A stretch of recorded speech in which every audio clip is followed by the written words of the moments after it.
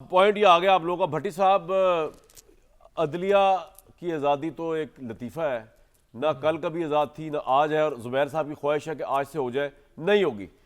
आपकी और मेरी ज़िंदगियों में ये अदलिया जो 48 चल रही है ये उसी तरह चलती रहेगी, सहाफ़त भी वही चलती रहेगी, सियासत वही चलती रहेगी। उसमें कायरा साहब जैसे अच्छे सियासतदान भी हैं, दूसरे लोग भी हैं, ये बात नहीं है। जजों में दुराब पटेल जैसे भी हैं, जैसे कार्डिनल्स जैसे भी हैं, लेकिन एट लार्ज हमें मौलवी मुश्ताक हुसैन साहब ही मिलेंगे। तो भट्टी साहब, यहाँ से आगे आप क्या देखते हैं? फिर यही चलेगा?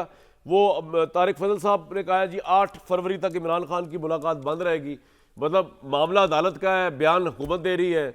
यही इमरान खान के दौर में भी यही था। वो जनरल बाजवा को फ़ोन करके जनरल बाजवा को कहा करते थे कि सारी ऑफिसों को अंदर डाल दो। जनरल बाजवा ने कहा भाई मेरे पास ऐसा कोई राइट नहीं है, एसओ वाला या अदालत वाला, आप तरमीम कर दे तो मैं कर दूँगा। ये एक चक्के पटे एक ही उसके हैं सर, ये Tehreek Insaf, OP, एमएनएल, peoples party. भट्टी साहब, तो कौन ठीक करेगा आखिर इनको? ये सारे एक जैसे हैं। पहली बात तो ये है कि अगर गल तारक फजल साहब ते आ गई है तो फिर प्रोग्राम दा एंड कर दो। दूसरी दूसरी गल यार अल्लाह ना करे और यार खुदा के लिए कोई वजारत की बात थोड़ी है।